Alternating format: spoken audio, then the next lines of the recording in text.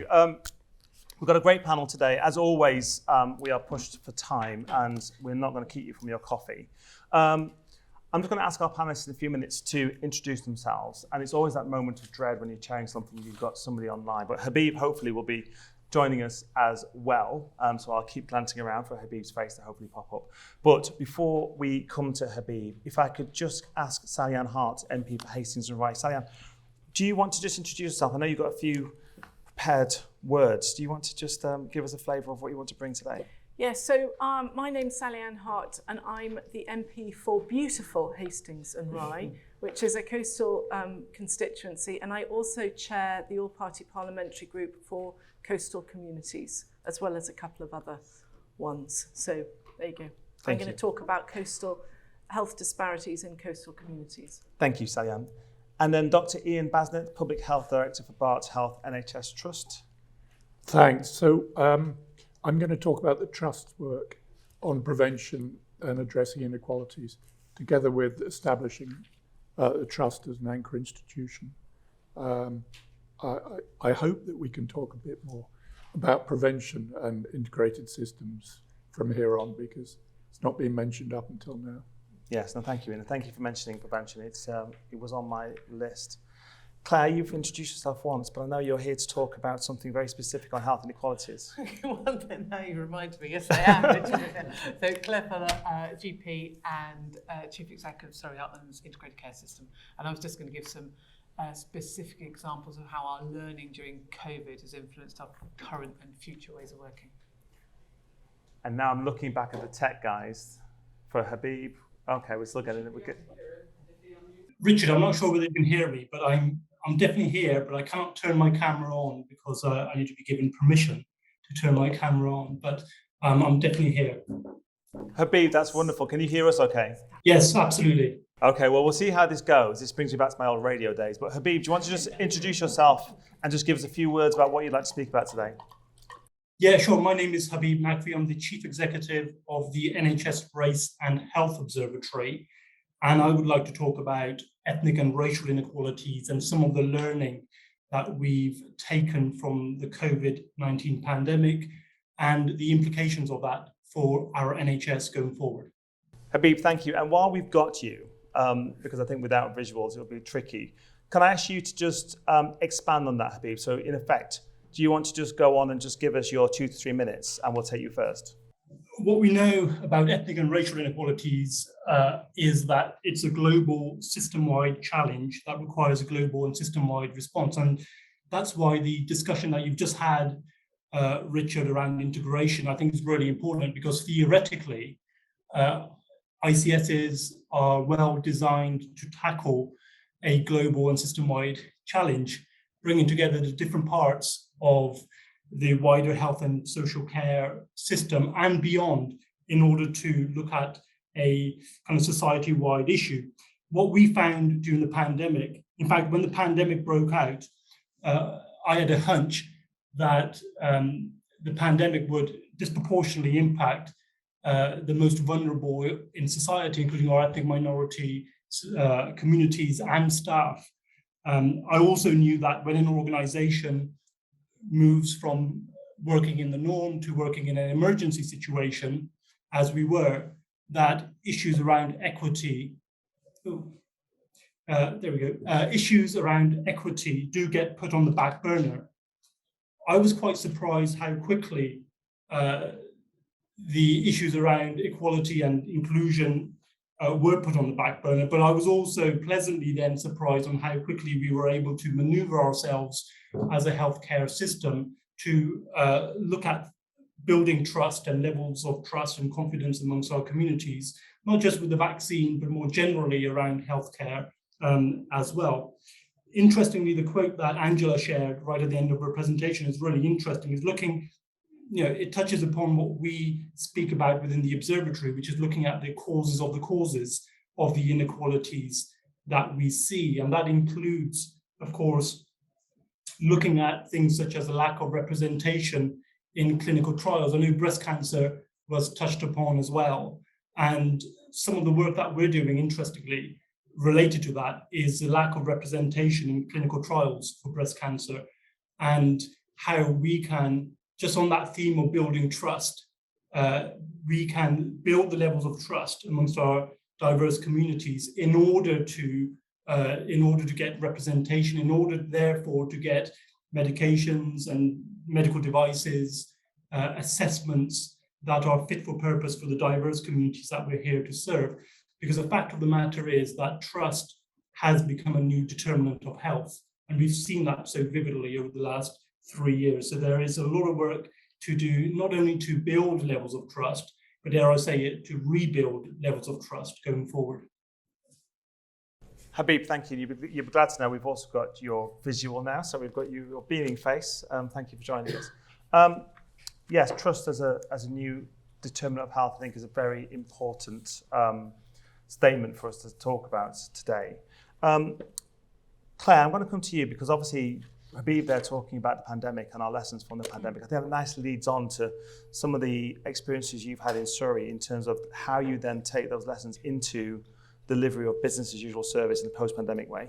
But yeah, so I think one of the things that came out of COVID, which I think was a real strength that I think all ICSs have probably maintained, was the level of granularity of data that was available to us. So I'd never seen anything like it. So, the vaccine campaign came out and we were on Foundry and we were getting by lower super output user, who was being vaccinated, what age group, what deprivation, what ethnicity. And for the first time, we were able to actually go and target communities, and actually the impact of that was extraordinary.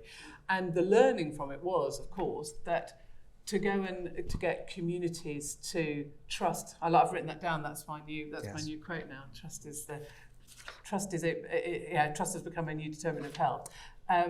If the communities didn't trust the people coming to get the vaccination, it didn't happen. So you needed to work with communities to find trusted leaders. So particularly thinking about, we have a big Gypsy Roman traveller and showman population in Surrey. And one of our GPs, Hilary Floyd, actually used to go every Wednesday night and sit in the Gypsy Roman Traveller evangelical church that met in Leatherhead. And she just went and sat there and she took vaccines with them. And after a while, sort of people started talking to her. And then she met a Romani journalist who actually then did a extraordinary video for us, which I would commend you look at, where this Romani journalist actually interviewed, he said, a man of God, a man of science, and his dad had died from COVID. His dad had been a really quite famous Romani boxer. And so he was absolutely wanted everybody to get vaccinated, which is why he came and worked with us. But we produced this video. He became a champion. But actually, and because of that, we managed to vaccinate high numbers of our Gypsy Roman Traveller community. But not only for COVID, the knock-on effect has actually been that the childhood vaccination rate has now gone up. And we've also started doing mental health in-reach and also doing blood pressure and cardiovascular prevention work. So, but it starts with Hilary Floyd knowing her community and going and sitting in that service week after week and building the trust, which is why I like that phrase. Yes, thank you. Sally Ann, coastal communities. Coastal communities. Yes. Well, I'm sure I don't need to tell anyone here about Professor Whitty's annual report in 2021, which was on health in coastal communities, and Hastings was one of the case studies there. And I should have been absolutely appalled that what I was reading, but I was rather relieved because I've been banging on about the issues in Hastings and St Leonard's before I became the MP there. I've lived there for a long time, and issues affecting health are to do with the common things of deprivation, poor housing, poor educational attainment, poor transport connectivity, lack of diversity in employment, all those issues. He highlighted those, and that gave me a sort of evidential data subject matter to be able to really get out there and campaign, which is what we've been doing with the Coastal Communities APPG, with more confidence and more determination, because it is a fact that coastal communities have health disparities and they are caused by a commonality of factors. So access to quality healthcare is a pressing concern, recruitment and retention of staff. I could go through the figures, but you can find them in Professor Whitty's report.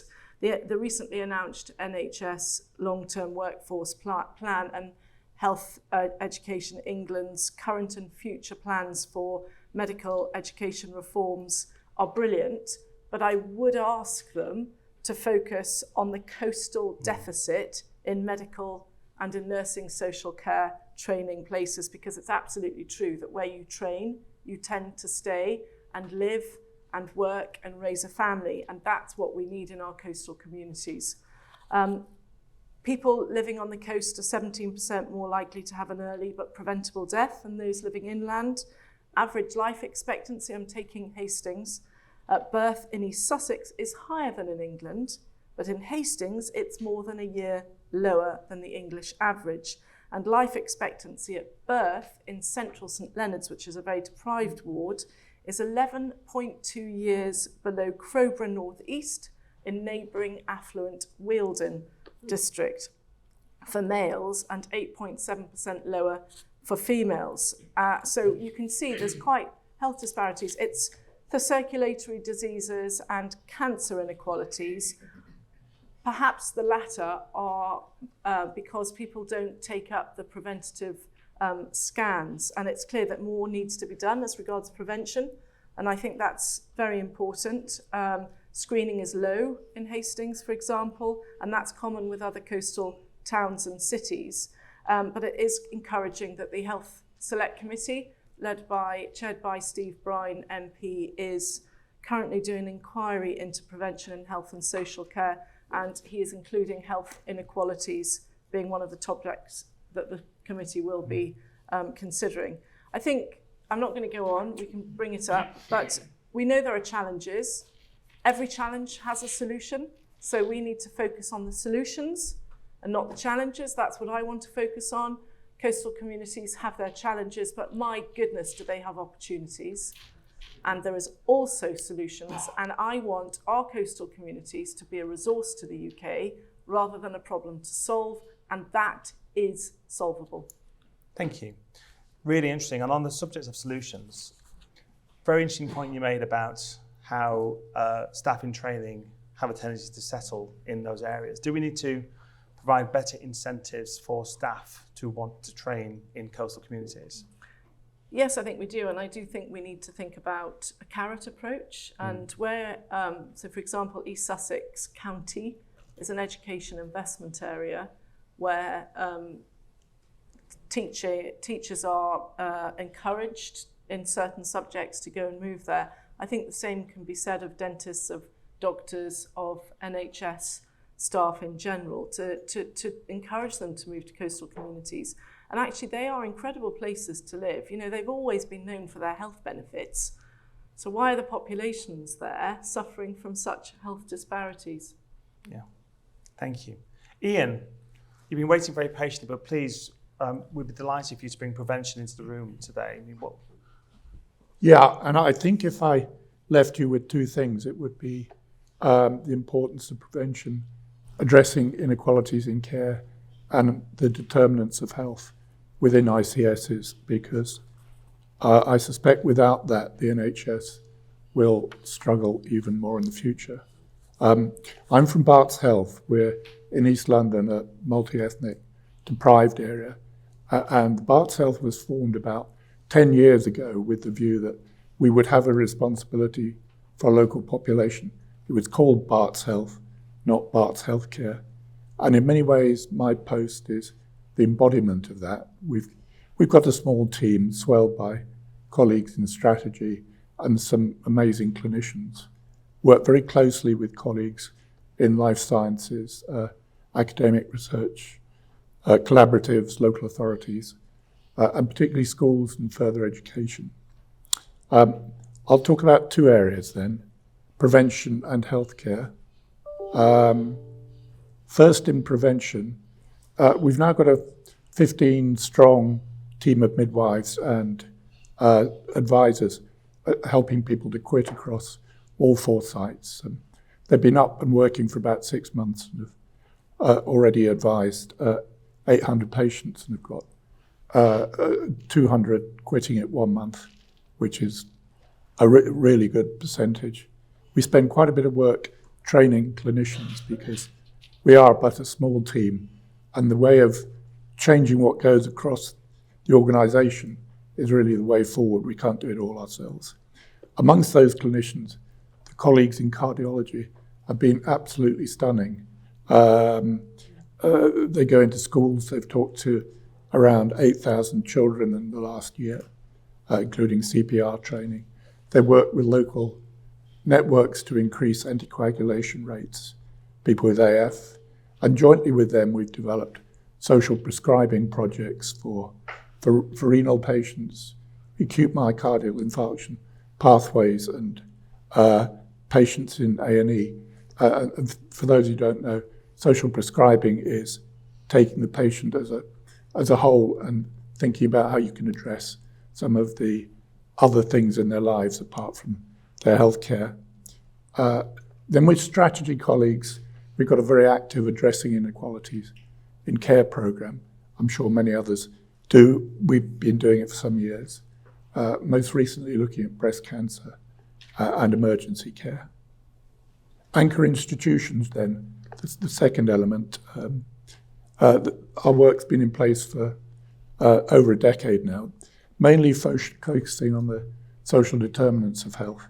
And we've helped 1,500 previously unemployed people veer our jobs, ready for job scheme into employment with the Trust. We've got a brilliant scheme called Healthcare Horizons, working with local schools. They work with almost all of the 37 secondary schools within East London. They go in, they set up mentoring for people, they allow shadowing for people, and they bring in clinicians to go and talk to the kids. And since they've been in place, around 400 children have entered into health-related degrees.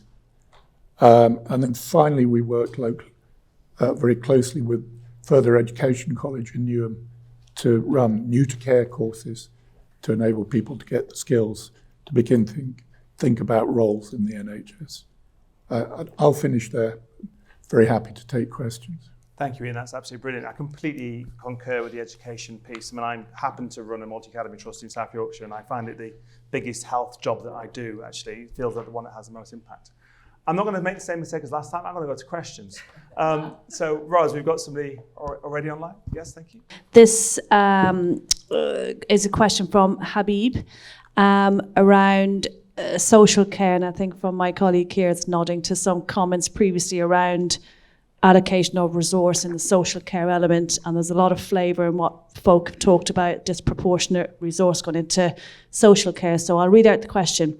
Why does the social care segment of the healthcare sector not get the recognition or funding, which should be equal, if not more, than the amount invested into the NHS? Surely early intervention and prevention via care in the community, namely home care, should be on top of the agenda, but remains the poor relation. Claire, this feels like it's got you all over it. The answer is yes, isn't it? You know, we'd all agree with that, but we don't have a social care. It's a question for government, isn't it? We don't have a social care. I'm answering you the question as it was, but we have as an ICS, our funding comes down as an ICB chief exec. I'm accountable to NHS England for more than £2 billion of taxpayers' money, which is there to fund the NHS bit. We know where we invest, where we can have added value by investing in different ways and across other bits. But until we have an agreement nationally, as Patricia was saying earlier on, until we have a national view on what we are going to do about funding social care properly, it's going to continue to be a problem.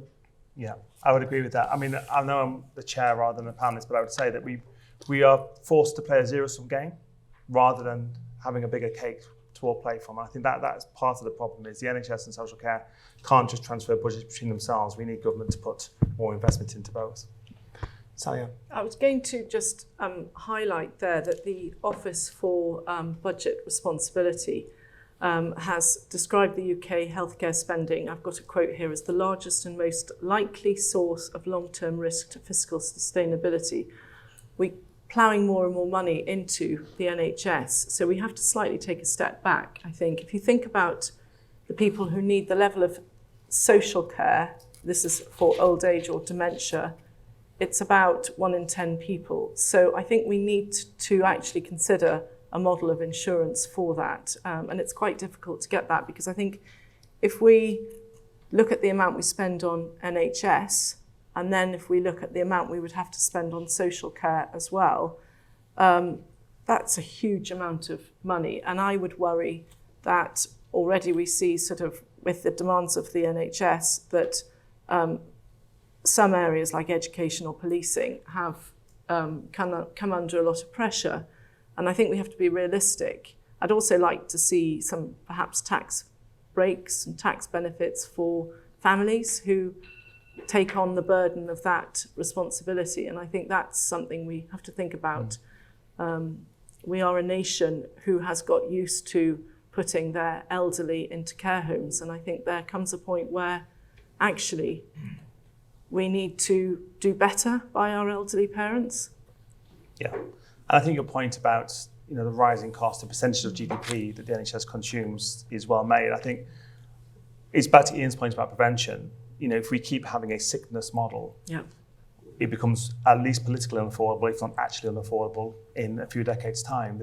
How do you keep both? This is not a question actually, it's rhetorical, but how do you keep both the current model operating while also building the plane for the future? I think is the prevention, well-being, culture, health, and all policies approach, and doing both. And I think is the challenge at the moment.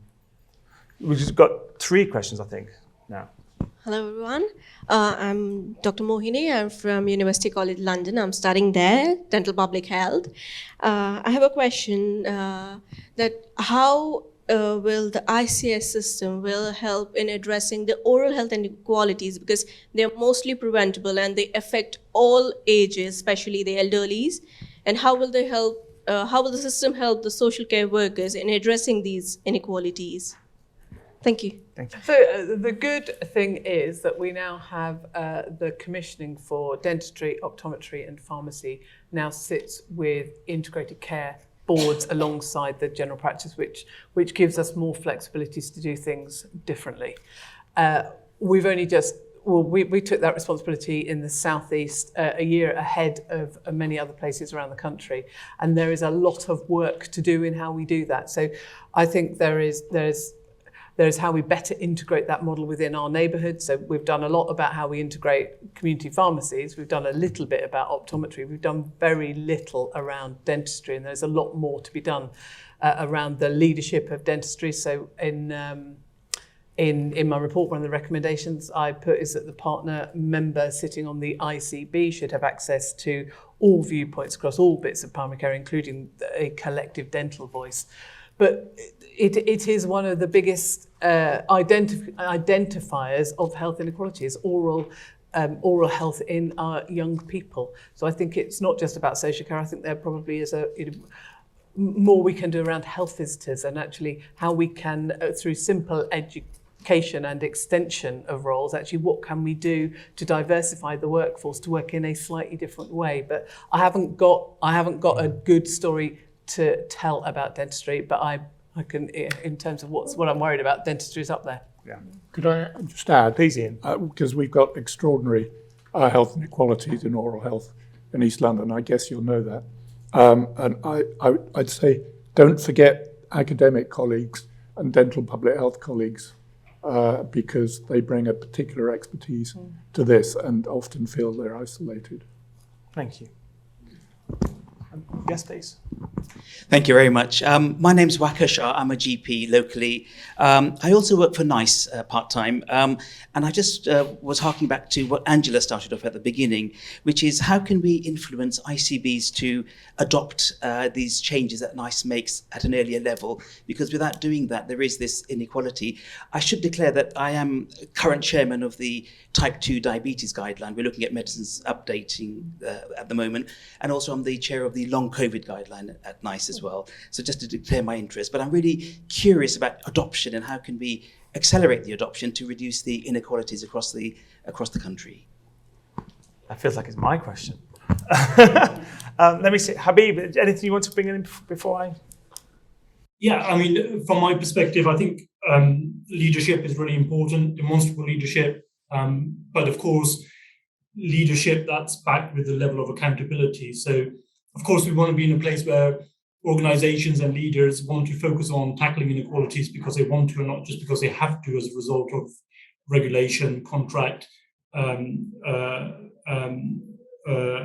But we also know that getting the levers right, getting the policy levers right is absolutely critical on this. So as much as we can embed tackling inequalities within ICS and ICB's action plans and strategies going forward, the better. And that's why I think we are at somewhat of a crossroad at the moment. And the focus on prevention is fantastic, but we should not confuse prevention with tackling inequalities.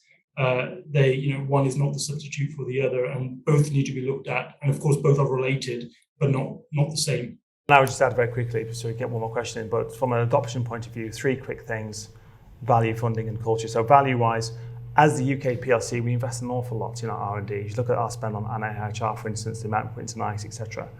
And we have some fantastic innovators in the room who are, who understand that pathway well and tread it. It's not an easy pathway to tread. When those procurement decisions get into NHS boardrooms, we don't always understand the investment UK PLC has already made in getting something to a decision and understanding our responsibility in that. I think in terms of funding, we talk a lot about the penny farthing model. We do spend an awful lot on R&D, as I said. We spend very little on adoption and spread. Adoption and spread is a contact sport. It doesn't just happen. There's a little bit of a, if you build it, they will come mentality, I think, particularly in government, that they come from a logical place that a fantastic innovation is just going to sell. It doesn't happen. You need to have the support behind that, and we don't put nearly enough into that. But the biggest thing for me is culture. Is a cultural piece. We don't have the bravery in the boardroom to change care the way that Chris was describing in terms of just understanding the radical shifts.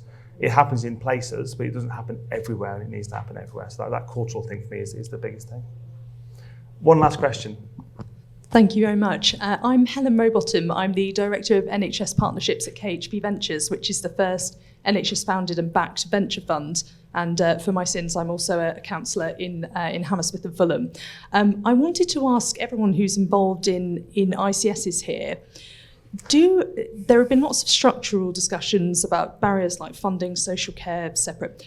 Do you feel that you have the agency or kind of collective direction to say, actually, if we removed some of these, this is what pathway transformation would look like, or system redesign? If you wiped all of it away and said, this is how we would start with the expertise we have, is that agency there? And I wondered how quickly people could maybe, the Slido question would probably be emboldened more toward the positive if there was some kind of quick, demonstrable pathway transformations more consistently across ICSs. Thank you. Sorry, Claire. So we're not short an agency in terms of permission to do things, but the constraints are the money, the people, the time, the attention. It isn't just about the pathways and actually the funding models, the operational pressures, industrial action. So if you could take all of those things away, yeah, I could. Well, NICE already does it for us, yeah. and I think that's one of the. I must mention. So Patricia was number 1, but we were number 2. I thought that was a very nice thing on the uptake of NICE. But and so you do what you can and you prioritise based on your population, and so it'll come back to the theme that's been here all the way through for me, is about know your population, understand your population, and prioritise your attention where it is most needed. Thank you. Supplementary. We are once again out of time. You may be able to capture some of these panellists over coffee. Not Habib, unfortunately, because he's over the way at Westminster. But it's going to be a coffee break until 4 o'clock. And please, I won't be able to join you, sadly. I have to venture back up north and my passport runs out, my visa runs out. I'm only allowed a few hours at a time. But it's been lovely to be here. I'll leave you in Angela's very capable hands, and I will be around for a few minutes before I have to leave. But before you have coffee, can I just ask you to thank our panellists, please?